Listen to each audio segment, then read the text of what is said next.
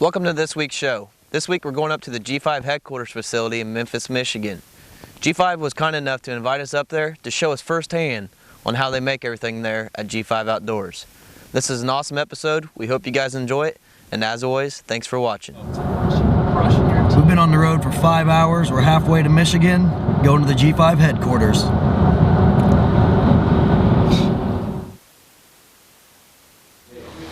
Well, we just got here today. We're here at the G5 headquarters with the founder, Lou Grace, and we're going to get a tour today of the facility and see where everything happens here at G5. Well, I'm glad you guys took the time to come out. Really appreciate it. The next couple of days, I guess we're going to be doing a number of things here, so we're happy to have you, and we'll give you a real good tour of how we make G5 products. We have 3 buildings. This building in Memphis, we have another one in Memphis. Memphis isn't very big, but it was the original building where the flour mill was. That's where the company got started. Customer service is really important to us, from teaching people how to keep the broadhead sharpened, to replacing fiber optic pins, to now with the bows the last 4 years. These guys are really busy all day long answering technical questions about a product. With the Montech broadhead, it's pretty interesting. That is one of our oldest products. We've been making that head for 11 years, 10, 11 years. Yeah. And last year we made and sold more Montechs than we ever have. We're still finding more and more people to, as they're giving up the aluminum broadheads that from our competitors, and they start buying the Montechs. It's really growing. We're not in our competitors, so we're speculating a little bit. But what we've heard is there's quite a bit that we do different in terms of how we design it and how we manufacture the product. And the process of manufacturing is really part of the design of the broadhead or a bow. I mean, we design something that we can manufacture, and that process then becomes really important to us on how we make sure that we make it, and when we're done with it and get shipped to the customer, they're going to have a very good experience with it. We have an ISO certified quality program here that our medical stuff is manufactured under, and we use that same process for manufacturing all of our archery products as well. This is our cell that we've been running for over 10 years now, that just sharpens the Montech broadhead. That's all it does. So we run this 2 shifts every day, 4 days a week, all year long, just to keep up. Yeah, that should be okay. In this cell, we've got 3 machines with 3 operators, and they're sharpening Montech broadheads. And so what's in there, what's being cycled right now, is a grinding wheel that's in there that's sharpening this head, and then it goes over, then it indexes, and then it comes over, sharpens it, indexes, goes back and forth. One of the things that we do here at G5 when we're sharpening broadheads is that we actually will use one of Fred Bear's techniques of actually taking a rubber band and actually stretching that rubber band over a couple points, and then with one stroke down, it has to cut that rubber band. And that's one of the ways you can check for sharpness. Now, Montech, we started off with stainless steel. We still make that stainless steel, but since the last couple of years, we also are offered a broadhead that was a carbon steel. And a carbon steel, we can get it about 20% harder, and since it's 20% harder, we can also get it about 20% sharper. She's looking in an optical comparator, and she rotates it to make sure that it's straight. And if it's not straight, she can actually straighten it. And then we put it into the grinding. So when we talk about that they're 100% spin check, this is what we're talking about. 100% of the Montechs are checked before we put them in the grinder. And then when we grind them, they come out perfect. And I don't like to use the word perfect, but in this case it's really applicable, because when we grind this point and then rotate and grind the point and then rotate the point then becomes perfectly in line with the center line of the arrow. So when you take this broadhead off and a dealer screws it onto an arrow, that head is perfect because it's unscrewed here, you put it right on the arrow. But the point now is perfectly in line with the center line of the arrow. One of the things that we're learned over 46 years of manufacturing is how to apply near net shaping, which is a broad term of how to get a part to minimize the amount of machining. And near net shaping could be a forging, it could be MIM, which is what our broadheads are made out of. But sometimes it's just good old chunk of raw aluminum, which is what we make the cams out of. So you have that big of a chunk of aluminum, which is probably a little bit overkill, but we're actually getting a cam for a quest bow or a prime bow out of a raw stock of aluminum. It's kind of hard to look inside because it's not really clear, but it's kind of cool. We got all the tools over here. This one you see that has 24 up to 40 tools, and there's an A and a B side that's being machined on the cam.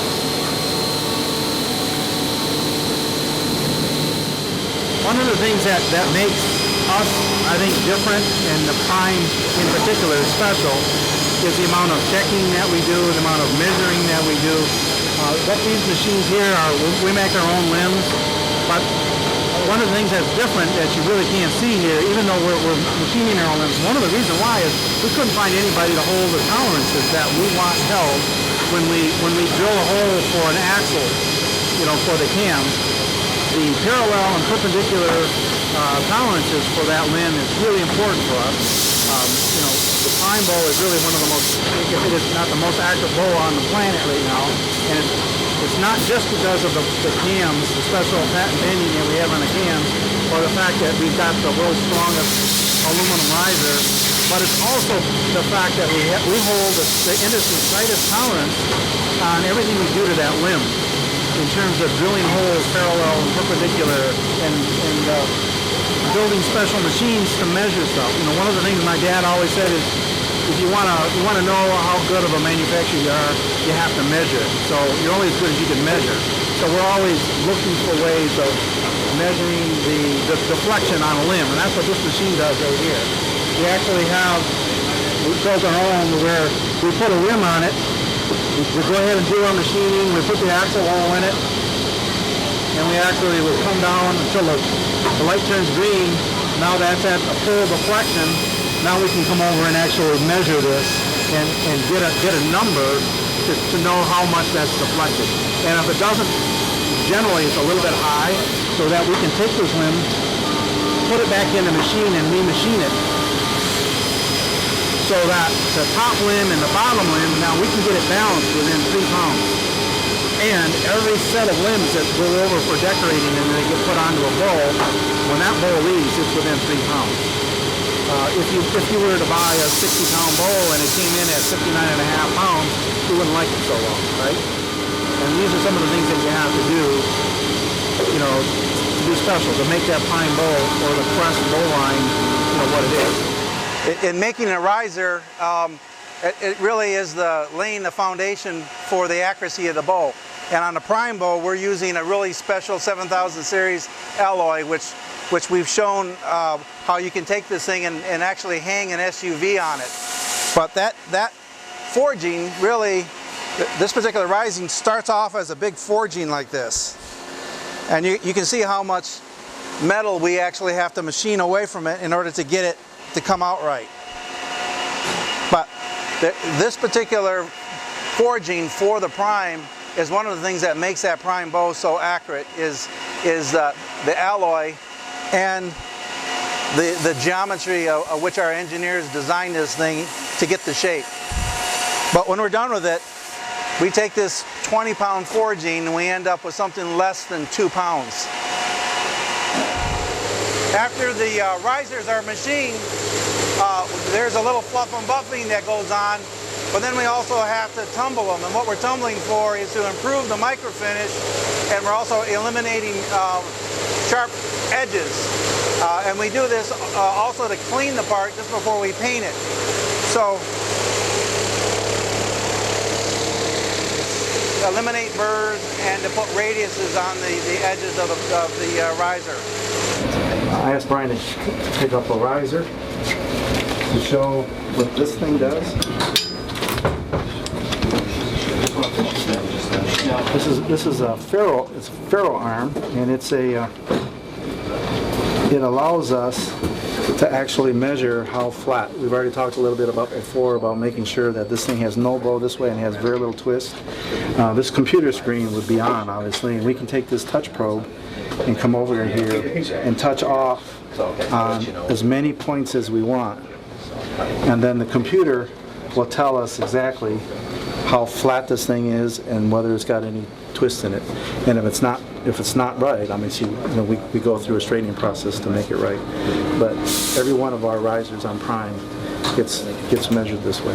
They're actually making the strings. They're doing all the center cores of the strings, what you pretty much want to say.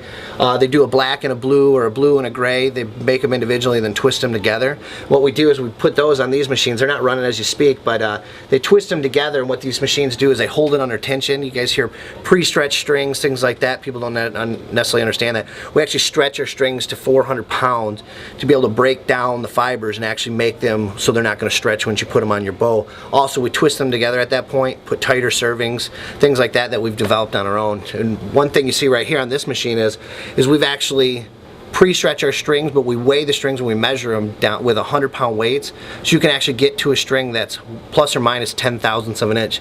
AMO standards, there's a 1/4 of an inch, so you can have a 1/4 inch variance, so a 1/2 inch difference in strings. Ours are plus or minus 10 thousandths. So very, very consistent. You're not going to get timing issues, tuning, things like that. So it's basically all limbs ops. You're basically putting the logos, Prime, Quest, matching your limbs, putting them together. They're going to come over in a big box of 70-pound limbs. Like we were saying yesterday with Lou, is we actually match. So if a 45 is a 45, we match them exactly together. Just because they're 45 pounds doesn't mean they're exactly the same. So we match those per number, and every bow is a matched set of limbs on them. So better deflections, more consistent product. So what you're seeing is that, like I said, that way. And then this side, step on over through this, is all the bow assembly at this point. You take your risers, put your decals on your risers, grips, limb bolts from there, and then we kind of smooth right to our tuning department. So from there, so nothing really slips by. Everybody kind of checks themselves and get to a point, Jason pretty much strings and tunes, but there's a lot of time where he's looking, going, well, this bow can't pass, that this department wouldn't see until it got to that side. But every single bow, like I said, is checked, strung, and then tuned, so cameling, timing, things like that.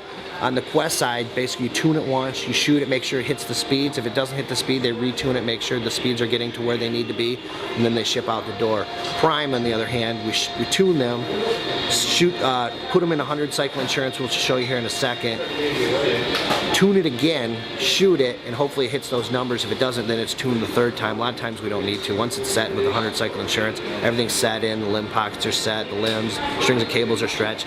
Everybody says, like we were saying, with strings are stretched at 400 pounds, where they're stretched in a straight line. There's no way to pre-stretch a string where it's going to go around the corners and shoot like a bow's going to, vibration, things like that. So basically, that's why we do the 100 cycle insurance, because it's actually stretching around the corner, setting pockets. I pulled so many bows out of the box when I was a dealer, where you pull them back the first time and they creak, or they just, they haven't really been set. They may have been shot one time, things like that, where these are going to be turnarounds. What I'm going to show you here is our 100 cycle insurance. Every prime bow is drawn back 100 times before it leaves the factory to ensure everything's set in the pockets, cams and strings are timed and tuned and ready to go. So.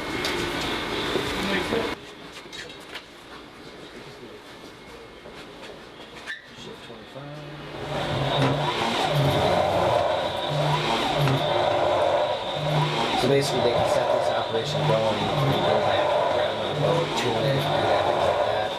Every single bow is checked straight, and it's like what we were talking about yesterday. Another time once it gets over here, it's a little quicker, and it's still letting everything set. And we've heard very rarely that we have both departments to go because we still have to go out back to shoot. So we check them pretty good before they get to the point. So. One thing about our 7000 series risers is the amount of strength that's in our risers. What we found is with our 100 cycle insurance machine is how little the risers actually flex. You'll notice right here against this post that the bow moves very, very little. It has some flex, and like what we've talked in the past is you want a non-flexing riser, buy a steel bow. They don't make them, they're 30 pounds if you did, and nobody wants that. So what we've done is we've actually made the stronger riser with the 7000 series. We've used 6000 series risers in this machine and actually watched a riser flex upwards of an inch to 2 inches at this point. You'll notice right here, very, very little flex. I mean, within a 16th of an inch, and they're very consistent top to bottom to make a shot more consistent and better every time, equaling a more accurate riser, a more accurate bow. What we're walking into is G5's shipping department. So from Quest bows to G5 to Prime, everything funnels through here and leaches out to our dealers. My birthday present. Just a case of this, a case of that. As you see right here, this is one full section of carbon steel Montec. One of the things that we're probably at fault at doing is not reminding people that G5 is a family-owned business, and I started the business with my sons in the year 2000, and when we were trying to decide what kind of logo, what kind of a name for the company, my sons actually came up with G5 because I have 5 kids, and 5 is a biblical number for grace, and that's our last name. And beside that, the G5 looked cool, and it was a logo that my oldest son Matt and Nate, who are G1 and G3 in terms of our picture here, they just thought it would work well in terms of the marketing scheme. So that's where G5 came from, is actually my wanting to get into building products that we design and we market with a passion for archery. And that's where the G5 came from. And there's a picture of our kids as kind of a reminder. That's kind of the genesis of the G5 brand. Well, we hope you enjoyed today's show. This was definitely a trip of a lifetime for us. But you know, the one thing that stuck out to us more than anything else was just how precise G5 truly was at making each and every one of their products. Like I said, we can't thank G5 enough for having us up there, treating us like kings, and just having a blast. Now make sure you stay tuned for the following week's episode, because we're back in the whitetail action and you're not going to want to miss this.